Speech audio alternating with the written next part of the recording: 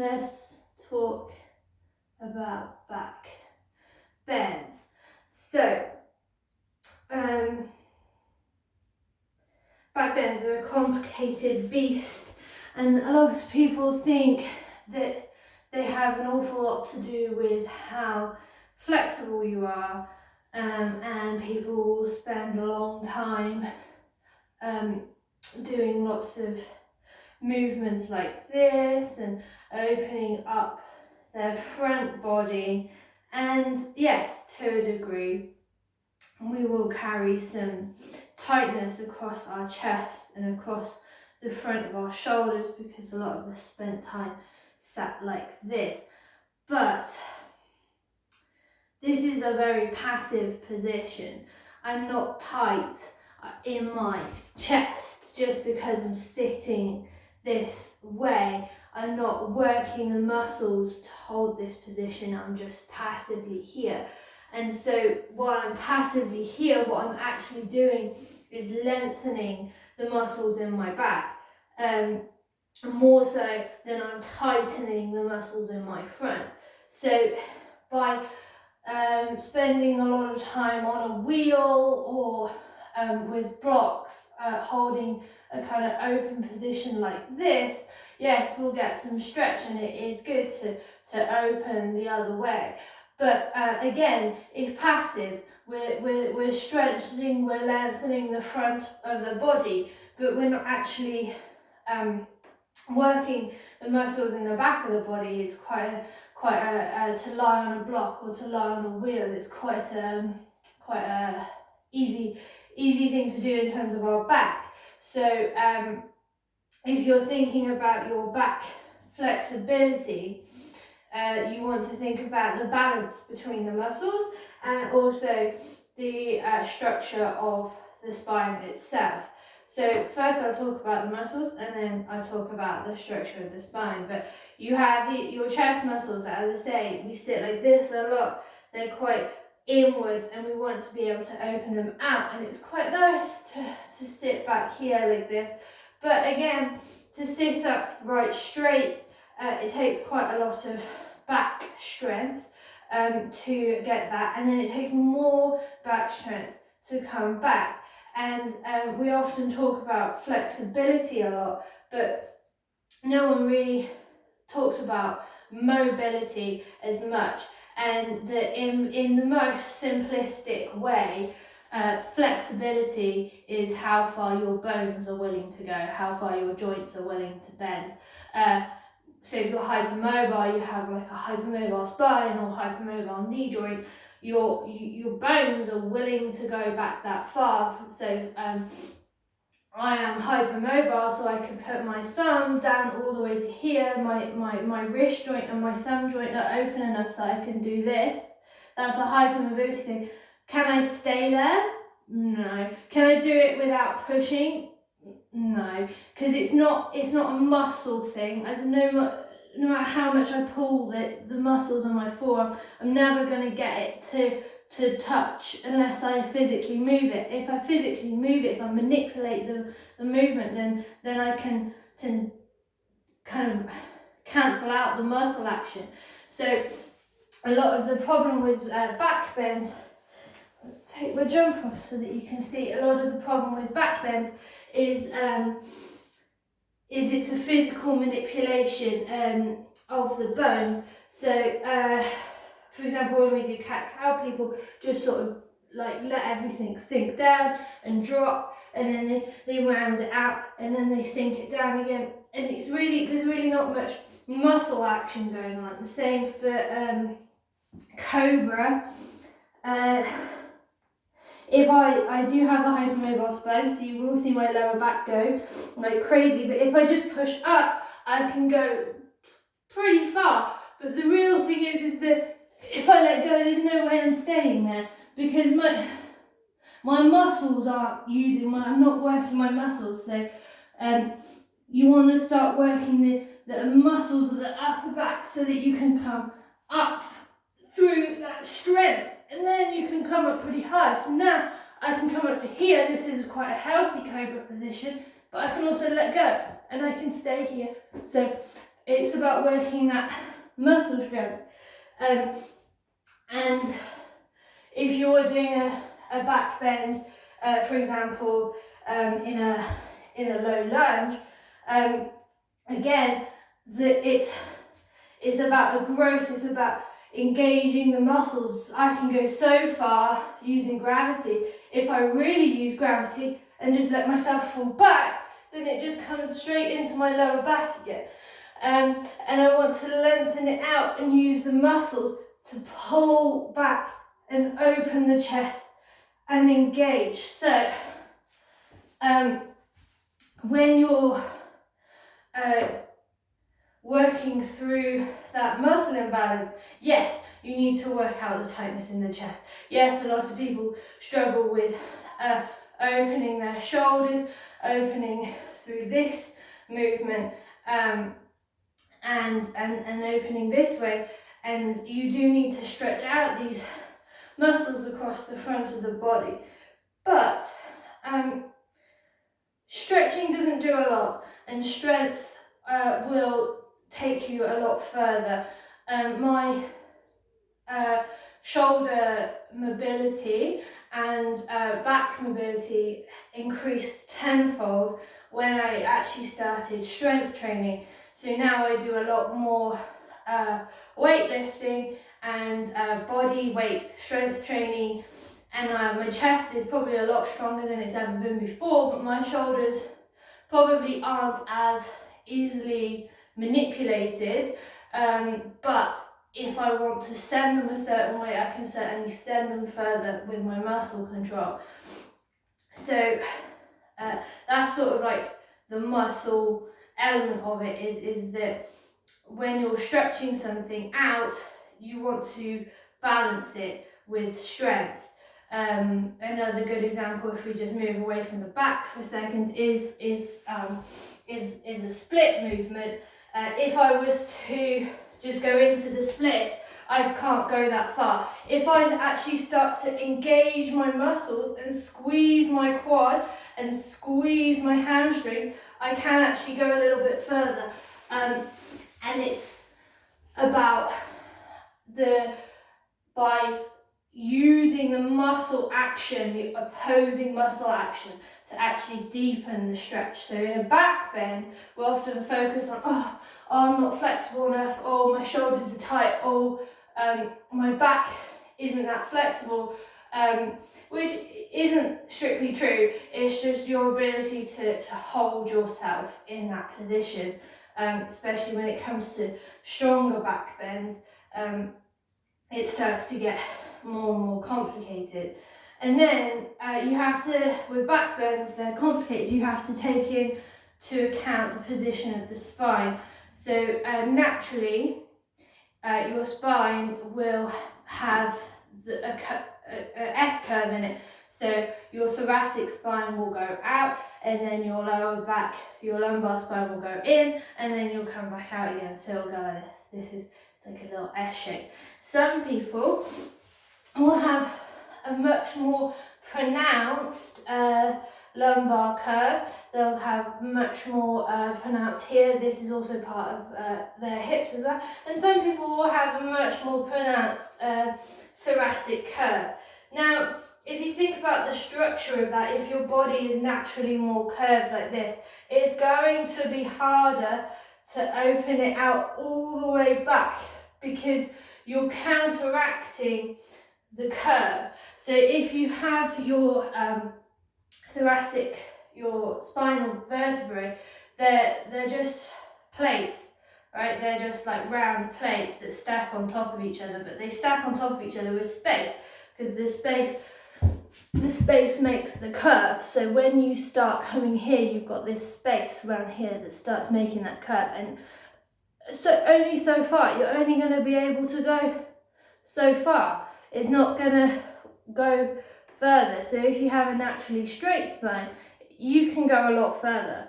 But if you don't have a naturally straight spine, you can't go as far. It's not going to happen.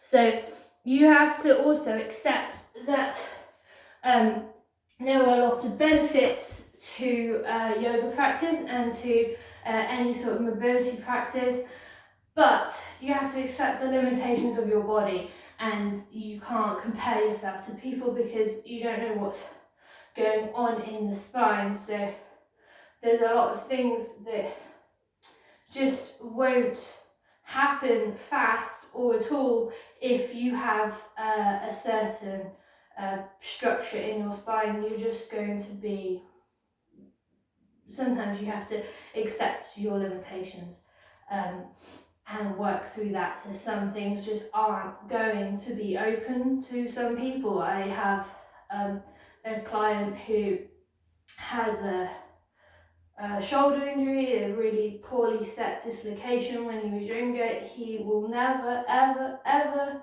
no matter how hard he tries, no matter the fact that he comes to my class every single day religiously, he will never ever be able to do a shoulder stand, and he will never ever be able to do a wheel because his shoulder will just not move in the place it needs to move, and it never will. The bone won't go that way.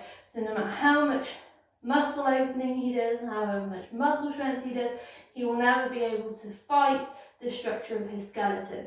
So and that is, to some degree, your flexibility.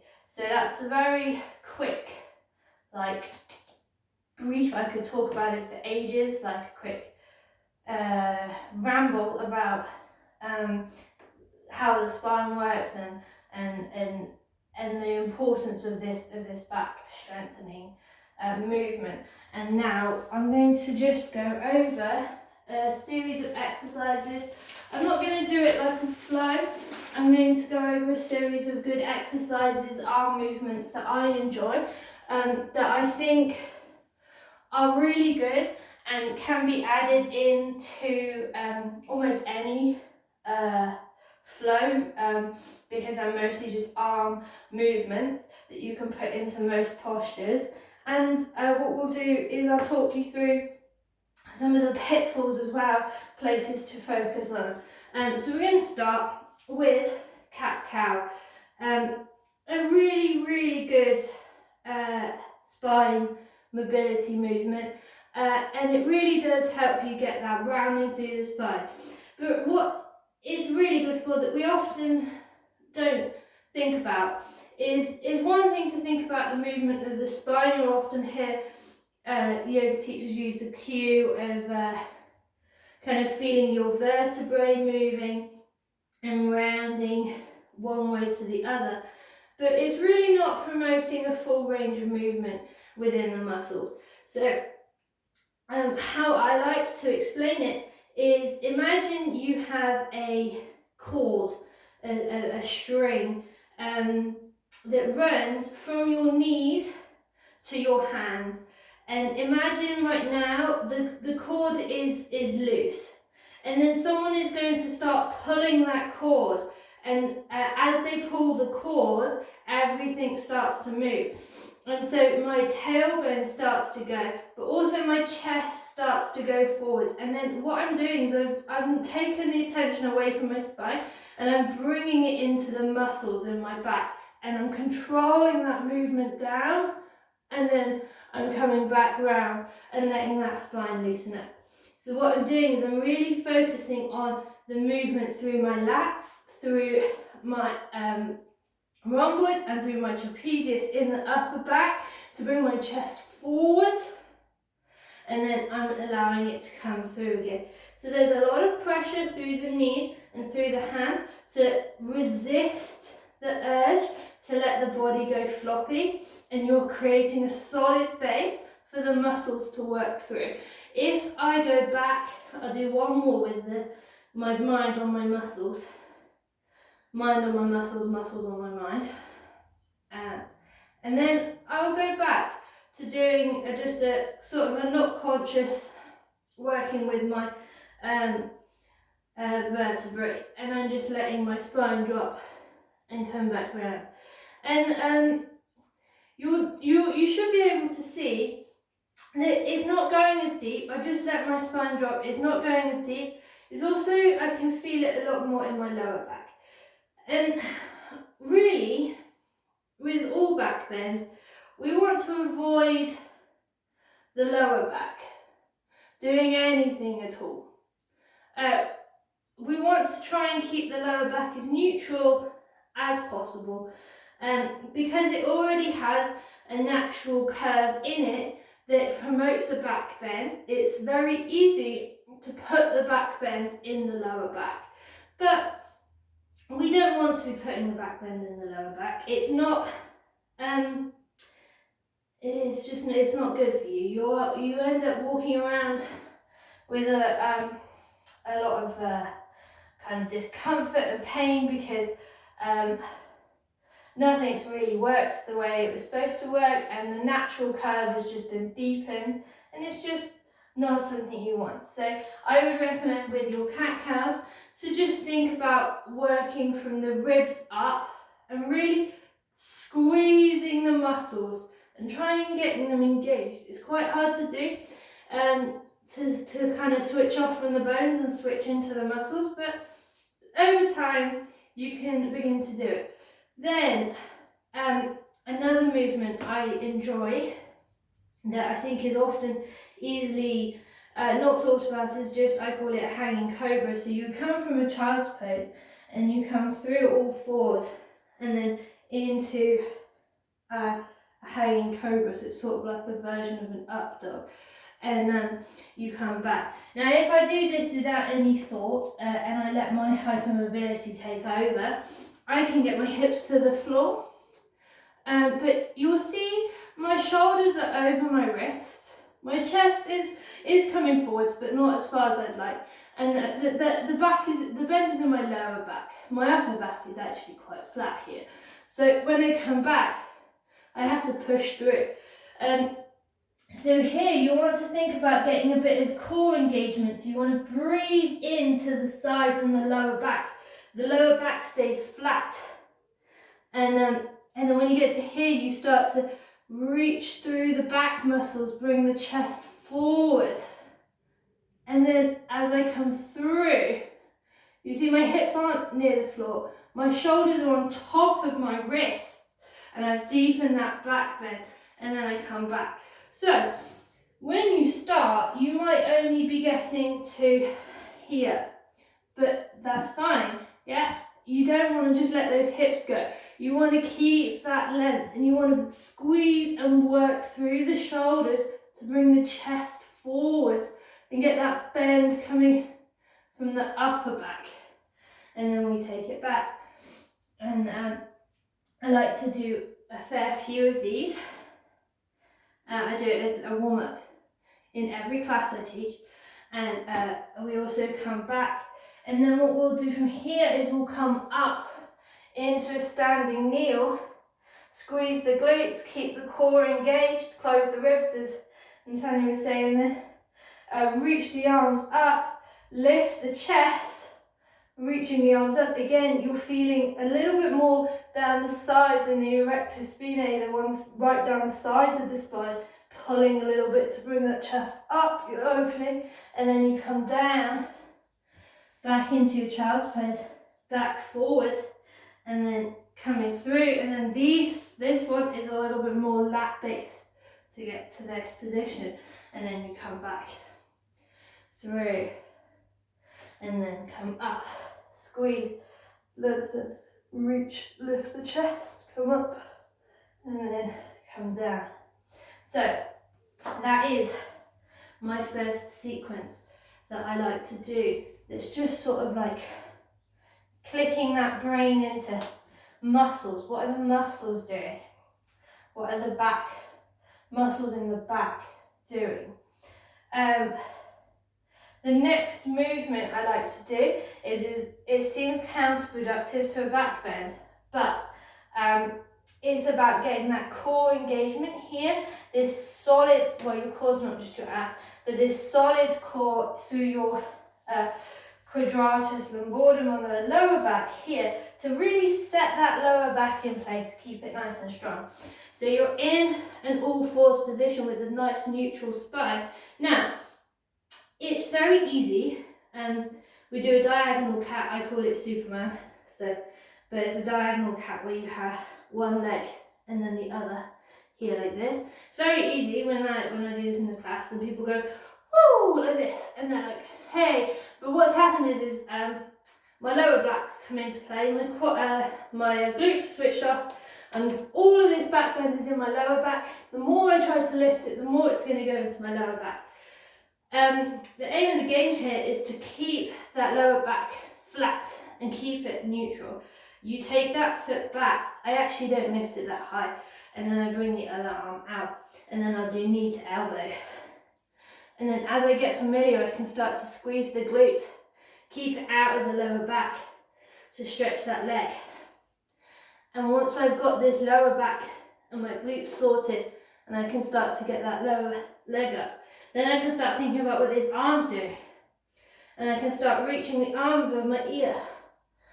But I'm using my lats, I'm using my back muscles to really lift up and above when I do this opposing movement. And I'm really trying to keep it out of my lower back. I'll do the other side. So again, I've got my breath really into this 360 round here. And I step my foot back, my core is engaged, reach this arm out. I come in, stretch it out, squeeze those glutes, keep it out of the lower back. And then I start thinking about the upper body, reaching those arms up, and then coming back, and then taking it out. Really reaching through that upper, and then bringing it back. And then again, reach, and then bring it back. So, and just another element to add in to warm up, to get that engagement, to get that core switched on. A modification that's quite good is to do one limb at a time. So either just the leg, where you come in and then you take it out to really get that lower back switched on. And then also to do a single arm. So reaching it out so that it comes in line with the shoulder, and then seeing if you can't push it up and then down and then up and then down. And you can go out so that you're coming out on an angle, more like a Y shape, coming down. Try to keep your shoulders in. I'm trying to avoid doing this. Ooh, my back thing. And come up and down. So you're really trying to squeeze through the shoulders, through here, to get this open element through the arms, but using the muscles. It's like a modified puppy stretch, because if I was to do puppy pose, let me just grab this. Again, I'm just using my bones. I'm just manipulating my spine. I can come all the way. I can come pretty far. But again, all I'm doing really is using gravity and pressure to manipulate how far I can take that shoulder joint. I cannot mimic that in a free movement. It's not possible. I can't mimic that from here. I cannot get my arm to the same degree as I was in that puppy pose. It's not going to happen, because I just don't have the strength. One day maybe. But right now, I just don't have the strength. So I quite like a combination movement here. We do this Y, I call it a quad Y. You can build it. You can do a little bit of a row, so you pull that elbow back. You're getting a little bit of a internal rotation here, and then you bring it down, and then you take it forwards, lift, bring it down, take it back, down, and then forwards. You can level up. I quite like to do it with your knees off the floor. This is going to be a big requirement in the core. Lift it up, bring it down, lift it up, bring it down. The other benefit is that it will be strengthening through the shoulders as well, which, you know, strength means flexibility. People think otherwise, but they're wrong. Lift it up, bring it down. Final level up. I'm going to rotate because I can't do it on my arm again. Final level up is in a plank. So quite often with a plank we have this lower back compromise. You need to push, you need to keep that lower back flat, and then you can lift quads up and down. Try and do it without rotating. Lift it up and down. I'm rotating because I'm looking at the camera. Lift it up and down. You can as well, if you're feeling like super crazy pro, you can do the diagonal cat here in a hover. Ooh, not today. And you can also do it Superman plank here. Again, it's just building. I'm not doing a proper class today. I'm not doing that today. I've got to do it later anyway. So it's just thinking, really thinking about that muscles. Okay, next move that I really enjoy. Seems counterproductive, but if done right, can be built and progressed into a bit of back bend strength work. So we come into a down dog, and you can push that down dog a little bit to get a little bit more of a chest opening. But really we're going to be coming forward into a plank. So we come forward into a plank and then back again. As you can see, my shoulder blades are pronated, protracted, and they're moving away from each other right now. I'm keeping that lower back nice and engaged. I come forwards, and here, I'm going to come back so that I can talk. I can't talk in plank. To progress it to a back bend is similar to that hanging cobra. We come with this plank. Quite often they say, oh, and up dog, and then people will go muddle their way through a chaturanga and come into their up dog. And it's very lower back focused. And you want to think about what that upper back's doing. So I like to do it from a plank. I like to really think, move slow, keep that core nice and strong, and start to squeeze my upper back and bring myself forward, and then I take it back, and then I come forwards again, and then I start to bring it forwards. So next progression would be to do it with a little bit of a bend. So you, it's almost like you're coming into a chaturanga. So you come forward into your chaturanga, and then we come up. But I like to do it differently again. I like to drop the elbows, shift my weight forward, and move forwards here. This way, I can get a little bit of a back engagement. So I start to engage that back, squeeze, come forward, squeeze, squeeze, squeeze through the shoulders, squeeze through the back, lift, come up. Again, can you see shoulders over wrists? And then take it back. Once you start to get the hang of engaging those muscles, it's quite hard done. You can progress to this, you know, that Instagram wiggle. I call it the Instagram wiggle, where they're like, they come and they go, they do that weird like back bendy wiggle, and you can do it the other. You go like this, and you like snake your way, but it's strong because you come here, you have to squeeze and come back. You go the other way, you've got to squeeze. It's all in the upper back strength to get that wiggle, to get that cat-cow. So when I come through here, like this, I'm bending, and then I have to round out and push back, or round out and come down.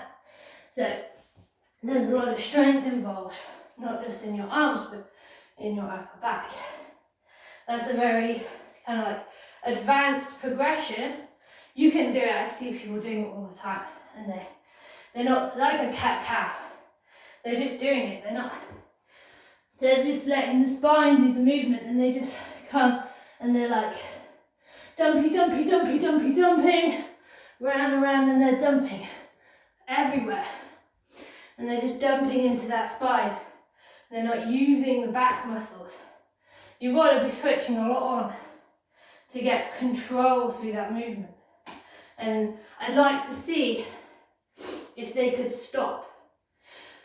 In order to be good at that movement, in my opinion, you should be able to stop at each point. So we can stop here, we can stop here, we can stop here, and here, and here, and here, and here, and round, and back, and through. Here, we can stop here, we can stop here, here, here, here, here, here, round, and back, and through. It's about, can you hold it? Can you hold that position? Okay. That was quite an advanced progression. I was just working through bit by bit. As I say, this is not a class. This is not like a flow class to follow. This is like my stream of consciousness rambling. Okay, you can come down onto a prone position, and you can do back extensions. Everyone's favourite, back extensions. Now the question is, when you do a back extension, can you keep your feet on the floor? Can you keep your lower body relaxed? Because we have our posterior chain. Our posterior chain is the series of muscles that runs up the back of the body. From the heels, you've got the calf muscles, you've got the thigh muscles, you've got the calf muscles, the soleus and the gastrocnemius, you've got the hamstrings, you've got the glutes, you've got the lower back muscles, you've got the quadratus lumbar, and then you've got the upper back muscles, you've got the lats, you've got the roms, you've got the trapeze, you've got the rear delts, and then you've got your rector spinae, which are the columnar muscles that run down the length of your spinal cord. They can all work together. They should all work together. But they should also be able to work independently. So when we do a locust pose, we are engaging our whole posterior chain. And so we squeeze the calves, we squeeze the thighs, we squeeze the glutes, we pull on that cord, the erector spinae, and we come up into our locust pose. It's great, but our legs are big muscles and they're used a lot. Our back, not so much. Big muscles, not used as much as they should be. So I really recommend trying to keep that lower body relaxed. Shake it out. Give the butt a little bit of a wiggle and a jiggle. And then see if you can't get that muscle engagement. I like to use the cue, shoulders back, so shoulder blades together. And then I like to use the cue, just gets a little bit of space, to imagine yourself pulling on a cord from the base of your ribs, where your ribs are. You pull on that cord and you come up as far as you can come, and you hold, and then you release. And then you come up, hold, and release. And yes, you might only be coming up to here, but we're holding. We're trying to get those muscles engaging. You'll surprise yourself. I have clients and they say, I can only come up to here, but Really, most people can probably come up to here just with a breath. Just by pushing down on their chest, you can come up. You're really not using your back muscles here. You want to really squeeze, pull them together, lift. See, look, my feet are still relaxed on the floor. Lift, lift, lift. Okay, come down. That's the first place to start. Progressions with back extensions. There's a couple. There's a lot of progressions to be had. You can play around. I have two that I really enjoy. The first one, no one knows this about me, I'm saying it like you do. I'm a swimming coach. I'm big on shoulder mobility. It's a streamlined position. So you have your hand, wrists on top of your wrist, hands on top of your hand, and then you come up, squeeze your wrist. And we have this big push here. This is the streamline. From here, I do a test for most swimmers. It's called a controlled extension test, but it's a really good one for building shoulder mobility, building that thoracic connection to the shoulder muscles, building that connection to lift, but isolating that very top portion. You will lie on your front, head on the floor, forehead stays on the floor, rest of the body's on the floor. You come into that streamline, wrists on wrists. Oh, my weight plates are in them. And you just lift. Little lifts, maybe 2, 3, and then high as you can. Keep your forehead on the floor, and you'll really feel it. Right under those shoulder blades, you'll feel it. Hold, come down. Swap the hands, right over left or left over right, and then little lift. High as you can, squeeze, and then come back down. Do that a couple of times, but you'll feel it, really, right underneath the shoulder blades, you'll feel that. Up in the traps, you'll feel it. Getting that lift, getting that extension through here, and the rest of the body is having to stay still. The head, you can't do this. You can't move because you're flat on the floor, and you have to see how far you can take it. It's really going to benefit switching on those muscles. You can even test yourself.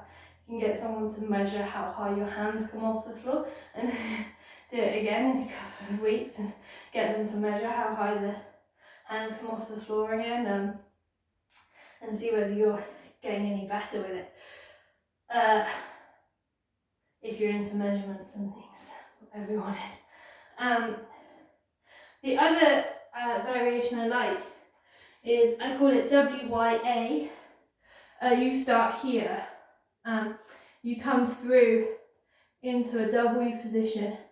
You stretch it up into a Y, and then you come back and down. Okay? This is the movement. We do it in a back extension, but we want to make sure that when we come into our Y, it doesn't look like this, that it looks like this, that it's coming past the ears. So you start first, again, lower body still relaxed, with your forehead on the floor. And you start here with the movement. Can you get your arms above your ears? That's the first place to start. Working through these shoulder joints, bit of scapular mobility here, helping to promote that muscle engagement and those back bends. Then you can come into a back extension and you can do the same movement, but reach it up, never reach it forwards. You're not working anything. You want to reach it up and down.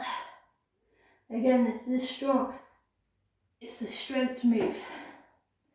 I do maybe like 10 of those normally. Have a rest, and then I do another 10. So this WYA motion. With the back extensions, you're adding in an extra lever, right? Because when you get strong, with a back extension here. The only weight you're lifting is your head. As soon as your hands come forward, you're also lifting your arms. You've extended the lever, so you're heavier. So you're having to use more muscles. So once you can do it, all of those movements really comfortably, the final progression that I would use, not the final one, there's never a final, is I would come back into that swimmer streamline and see how high you can lift from a streamline. Ooh. And come down. Again, lower body still relaxed. Coming up as high as you can. And then come down. Now, all of those are very strength moves. They're not particularly yoga-y, but it helps to add them into the flow as preps for locust or preps for bow or preps for cobra. When I teach cobra, I am very much a fan of only as far as your muscles can work. So we have our hands wherever your hands are most comfortable for cobra, so anywhere from like up here to down here, yeah, it's I don't know, whatever you fancy, cobra's cobra. And lift, don't use your hand, lift back extension, high as you can get. Hold, get that muscle engagement, then you can bring your hands down. Keep the muscles working, okay? Press a little bit higher, test yourself. Release the hands. Use the hands to get yourself higher, but keep using those muscles. Test yourself. Release the hands. You'll surprise yourself. Once you can get up with your hands, see how much you're holding yourself with your muscles.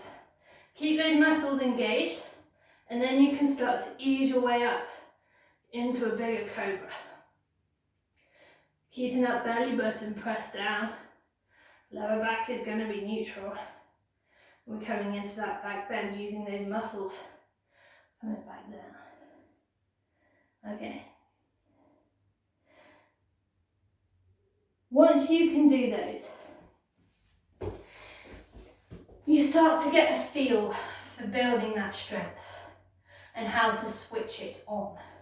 When you can switch it on, you can then take it into your bigger back bends. You can take it into your camel, into your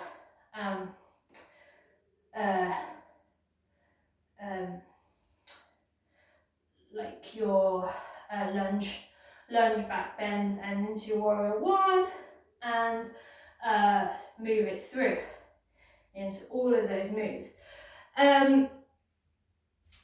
I will show you a couple of standing moves now, and then I will talk through a camel quickly and a wheel, and then I'll probably call it a day. So, standing postures. My favourite standing back strengthening posture is chair. Okay, Utkatasana. You will see people come down into Utkatasana and they're like this, okay? And that is due to a myriad of reasons. We want to get that length through the centre body. Keep that lower back strong. Sit the hips back. And as we go down, we lift the chest. Now what we want to avoid is this. Here. With that lower back. We want to keep that lower back strong. So we're here in chair. I'm not too deep in chair because I have knee issues. And then we lift the chest and we keep that lower back nice and strong. And we're lifting the chest and we're squeezing those back muscles. So from here, you're in your chair. You can do these arms. Ooh, good for getting that strength. Keeping that center nice and strong. And you can do these. You can do double armed quad Y. But not this. Keep that middle strong. Draw the shoulders back, bring it back. Drawing the shoulders back, bring it back. You can do a quad Y, or you can do, there's not a name for them, swappy arm raises, who knows. So you're in your chair, you have one arm up, you take it far back in that range, round, again, not this, yeah, keep that strong, take that range of movement, squeeze, you can put a little pulse in, you got this arm raise, working through that upper back, so those lats a little bit really starts to work. Double arm stretch, I like it, it's good. Chair pose, 1,000,001 things you can do. You're really working on keeping that lower back stationary. High lunge. Again, you have to swap it. High lunge. Here we go.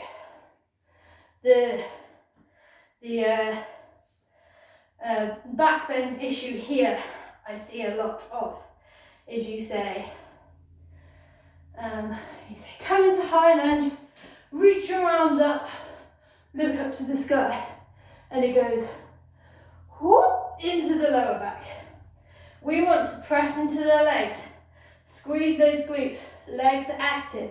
Now, shift the body weight forwards, lengthen through the lower back, and then use your glutes, pull yourself back.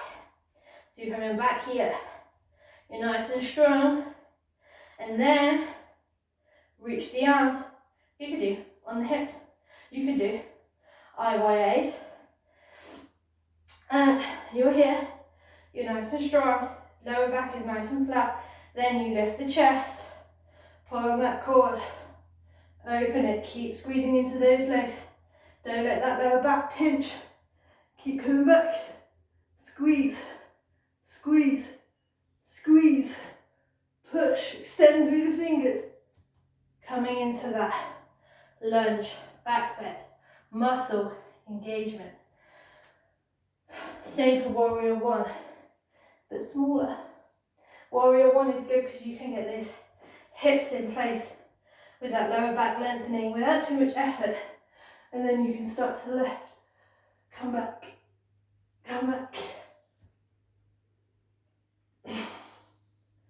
and you've got that nice flat lower back with that thoracic bend. That's where we want it. And the ribs up. Warrior two. Not so much warrior two, but reverse warrior.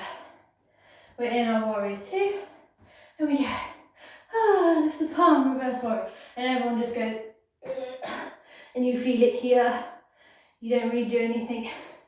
You want to think about, from reverse warrior, lift the palm, turn the palm, lift the chest.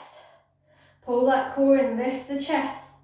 And as you lift the chest, you begin to reach back and you're squeezing one side of the shoulder. Squeeze, squeeze, squeeze, squeeze. Reverse warrior. It's controlled, no dumping. And we come back, I'll do it from the other angle so you can see. So warrior two. Lift the palm, lift the chest. Squeeze, squeeze, squeeze, pull. Press into that back leg, come back, reverse warrior. Bring it back, stretch out, warrior two. In all lunge moves, not so much warrior two, but definitely warrior one, definitely high lunge, low lunge, and warrior three, you can do these arms, these WYA arms. I swear by these arms. These are it. You can do this movement here. It's like a cat-cow. You bring your elbows towards each other, lengthening through the back, compressing, squeeze, compress the chest, yeah? Don't just do it passively. Keep that spine and then compress the chest muscles and then open it out. Squeeze the shoulder blades. Open the chest, draw the shoulders back. Come forward. I love this one, I do this one all the time. Here. Nice, good. Really gets that squeeze. Really squeeze through the upper back. Then from here, you can take it into more, lift the chest into more of a back bend. Again, progressing. We can come down. You can also do a hands on the hips. There, you round through the thoracic spine. Again, you see, I'm not doing anything with my lower back. And then lift the chest, draw the elbows back. Coming forwards and back. I'm just isolating this bit. This bit's not doing anything. This bit doesn't move. We also think with back bends, we're like, oh, we have to use our whole back. Vertebrae, all this. No, just here, up. Really set in strong here, and then think up, think growth, think open space through the heart. Think squeezing from the shoulder blades, squeezing on that core, lengthening, pulling everything back. Okay. Warrior 3. Warrior 3 is another good one. Just like we did that diagonal cat right at the beginning. I'm going to hold the ball because I straight up can't talk and balance at the same time. It's just not in my wheelhouse. So quite often with Warrior 3 we see this here. You see this. You want to keep that lower back strong. Keep that core engaged. Press in. Okay, squeeze the glutes. Nice and strong. And then you're opening again, squeezing the upper back. You can do these IYA arms again. Here, like this. Trying to get that opening. And keeping that lower back nice and strong as you open out. Come forward. You've got that long line. Warrior 3. Secret back bend. Strengthener. Super good. You can keep that core strong. You can get those arms reaching out in line with the ears or above the ears without doing this. And you can keep that super strong line. You have got such a good prep strength move for all your back bends. Warrior 3. I love it. I'm sure there was one more thing. Dancer. I knew there was one more thing before we see that. Dancer. Okay, so you've got the big dancer, you know, where we flip the grip and we go, like a super pro dancer, but flipping the grip is like a whole other ball game. There's a lot of shoulder work that needs to come into play for that to be a thing that is possible, and also it's very skeleton focused, so some people just can't do it, and that's that. But dancer, so much I see people come into their dancer and they do this and they try and get this big bend. Yeah, sure, it's easy to do, but there's no muscle. We want to come, again, I'm holding the wall because I really genuinely can't talk and balance at the same time. Keep your hips in line. Keep your core engaged. Now you've already got this opening through this shoulder here, it goes back, and then this arm is coming up, right? And we want this arm to be able to open out overhead, because eventually you're going to be flipping the grip, you'll be coming back here. So you have this like here, nice straight, think line. You got this arm up, so you got this straight line. And you come forward and you still have that straight line. Okay, I've not started to bend yet. Think back to this movement that we did here, This is dancer. When you're in chair and you're doing this. Think about what's happening here, what's happening here. When you do this movement, you've got here, dancer.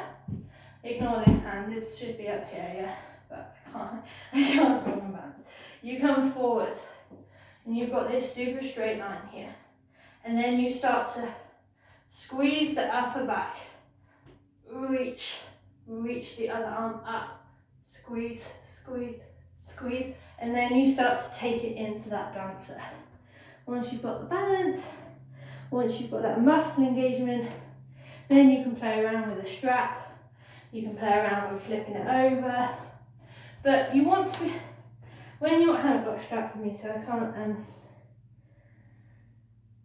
can't show you, but when you're thinking about flipping it over, and you're thinking about flipping that grip around, okay,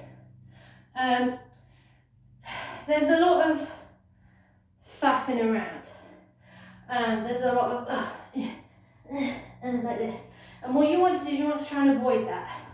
You want to try and have it so that you can hold that back bend, so that when you start to flip that grip, the back bend stays in place because your muscles are holding it in place. So even though you're moving things around, the muscles are staying in place. I'm nowhere near warm enough to actually flip my grip, and I don't have a strap. I could try. Let's try with the resistance band. I tell you what, I'm going to do it in king pigeon because it's the same. It's the same movement, but I don't have to balance.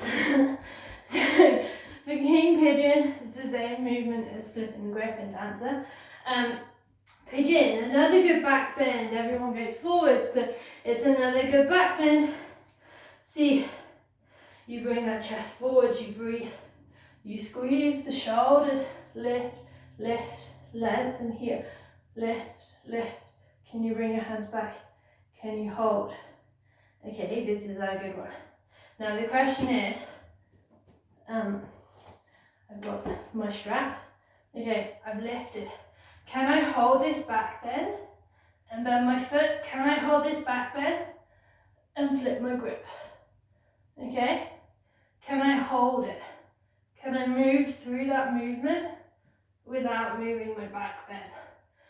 Because it's so easy to come out of the back bend, to haul yourself into position to get ready.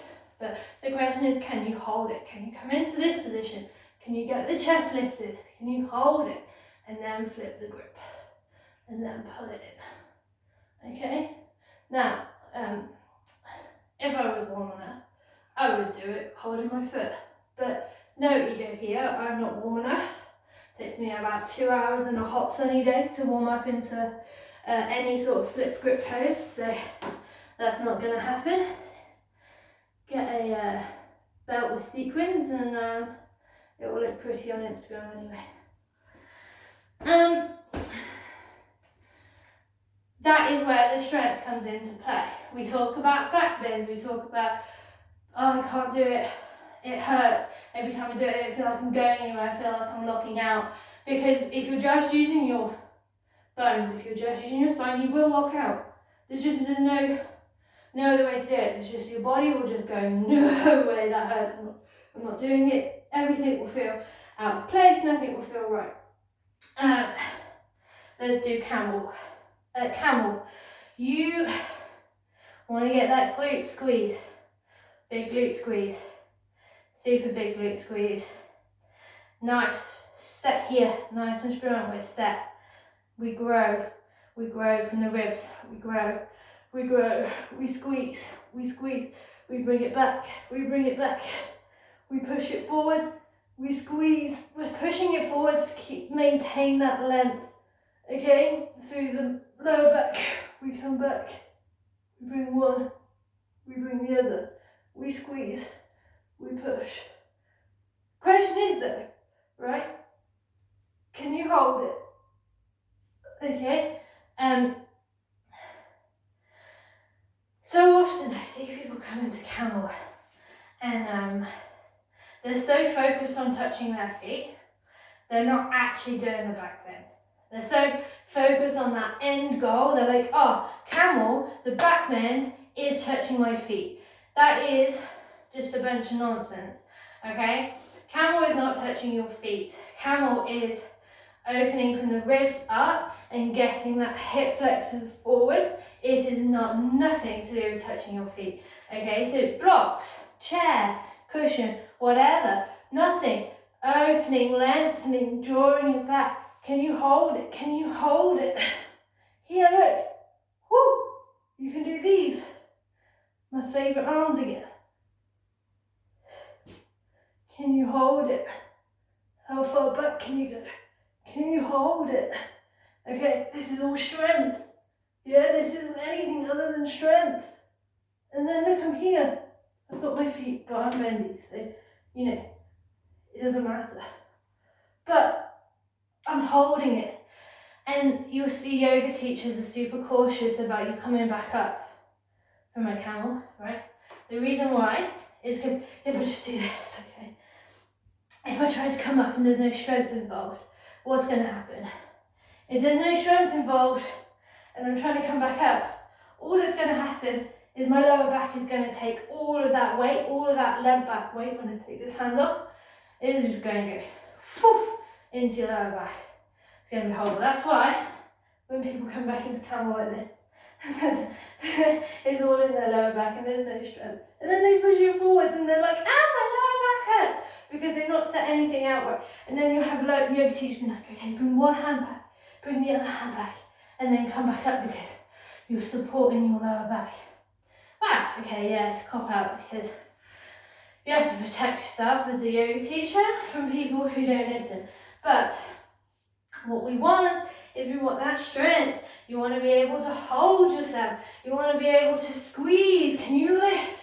Is your core protecting your lower back? Can you come back? Can you hold it? Can you hold it? Can you bring it back? Look, we're holding. And then so when I come back up, it's not doing anything in my lower back because I'm controlling that contraction. I've got that strength. I don't need anything else. I've got it because I've built that strength. So much of my life was spent counteracting my hypermobility. I'm just like, oh, I can do it, it's easy, look at me. And just pain all the time because I don't have the strength. You've got to have the strength. Ooh, how many times have I said strength in this video, blimey. So we want length, squeeze, push, push, push, push, push. Can you hold it? Okay? Can you hold it on the way back? Camel.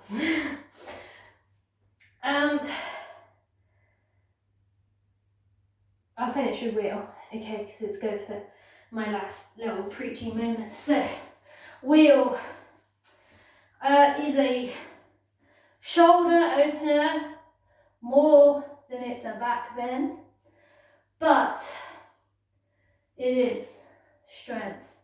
It is strength in the legs to push, hold up and push yourself in without letting your knees flop out to the side. It is strength in the core to make sure, when I say core, I'm not talking out, I'm talking this bit. Strength in the core to protect the lower back and lengthen from the rib cage up. Okay, strengthen the arms to be able to push yourself up into the air, and then it is strength in the body, in the back, in order to deepen the bend and able to pull those shoulders open. So, I'm just going to come up into wheel now. I'm going to chat when we're here. So, we come up into wheel. Now, right now is I'm just sort of chilling out. I'm not really doing anything. What I want to do is I want to press, squeeze my legs, squeeze my glutes, breathe into my core, and then squeeze, press into my hands, squeeze my shoulders, squeeze that upper back to deepen that wheel, to take it further, to come into a full wheel. And then you can come back, sit down, relax, and then squeeze, legs, butt, lower back, strength, squeeze, push, lengthen, open, and then come back down.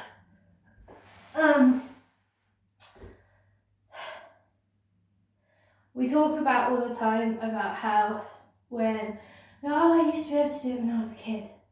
Oh, we used to do it all the time when I was a kid. Yeah. Because of envy. Because there's nothing going on. Your skeleton's not experienced any trauma. It's not experienced any growth. It's able to move in ways that probably isn't safe, to be honest. And when I teach kids, and I always let them do a wheel, it makes me want to be a little bit sick, because there's so little strength there, they're not doing any sort of supporting.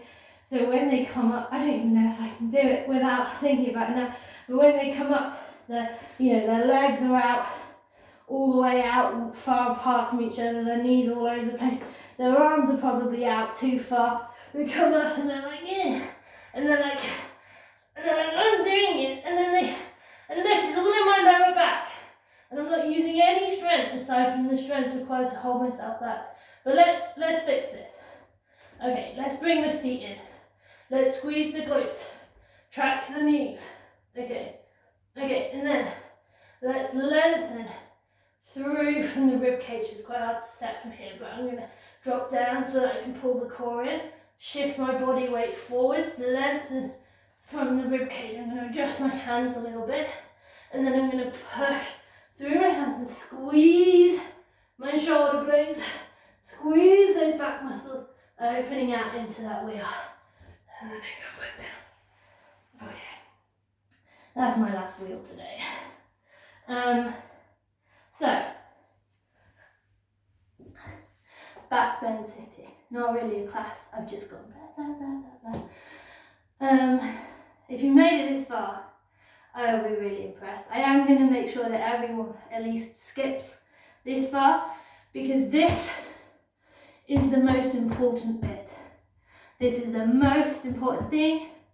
Any back bend work you do, any at all, you need to finish with core strength work. Our lumbar spine, no matter what we've tried to do to protect it, will have compressed into a deeper curve. Can't help it, just do it. If you don't want to spend the rest of the day walking around feeling like you've broken your back, you have to do some core work.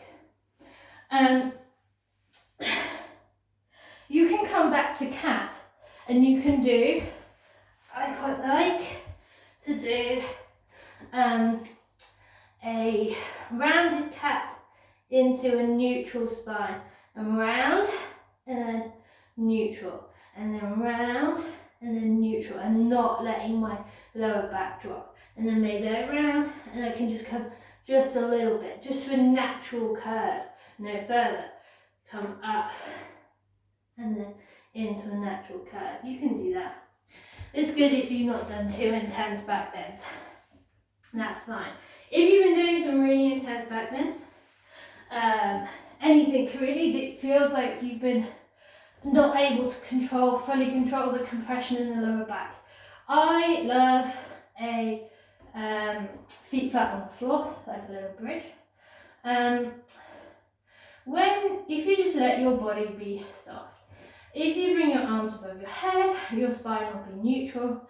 You bring it up above your head, it will come into a slight extension. You'll feel your spine lift a little bit further. When you come back, it will be neutral. It'll still be a little bit off the ground. And then you're going to bring your hands down towards the floor and really press your lower back into the floor. And then come back through neutral, into a gentle extension, back into neutral, and then press. Push the lower back into the floor. Really hold it. You can add in a little crunch. So you lift your shoulder blades off the floor, you put in this little crunch, and then you come back. And all the way through. You can do it again with your legs straight. It takes a little bit more. So you're in a bigger extension, neutral, and then it takes a little bit more to press the lower back into the floor. And then you can crunch and hold. And then you can also progress it. You can lift one leg, lift the other, and you can progress into a hollow hold. You can come through into a dead bug, pressing that lower back onto the floor. You've got this Pilates 100 pulses, they're good. Anything that gets your lower back set down, back into the floor. Dead bugs, pressing that lower back into the floor, arms above the head, back to here, arms above the head, back to here. Just standard crunches you can do, really pressing that lower back into the floor. You can do 100s here with the feet flat on the floor, that's also good. And then the last move I always do is I do a C curve. So I sit upright with my feet flat on the floor and I round my back out, round it out, press my tailbone down, press my lower back flat onto the floor all the way here, just before my shoulder blades hit the floor, and then I come back up and I go down into a C curve and back and then up. After you've done the core work, then you can do your forward folds.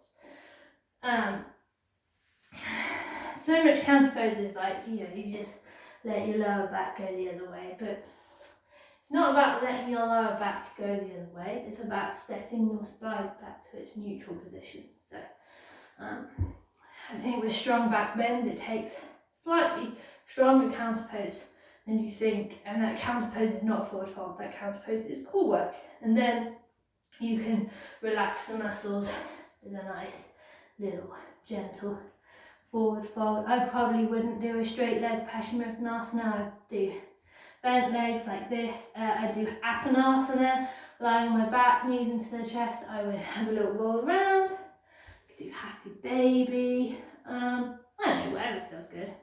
My yoga teacher once used this word, Sanskrit word for whatever you feel like pose. And that's what I do. I don't remember the name of it, otherwise I'd say it, but whatever you feel like pose after the core work. So yeah, if you've made it this far, an hour and 15 minutes into my ramble on back bend strength, I will be super impressed. I hope it was helpful and I hope you enjoyed it. And if you have any questions, just leave a comment or send me a message and I will I'll get back to you. It was a super breeze through. It was not a class, that was just like different exercises that you can put into the regular class that you have. You can change what your brain's thinking about, and when you're flowing by yourself, just little extra arm movements, little extra focuses you can put in before or during different flows and things. So I hope you enjoyed it, and I'm going to end it there, otherwise I'll just keep going.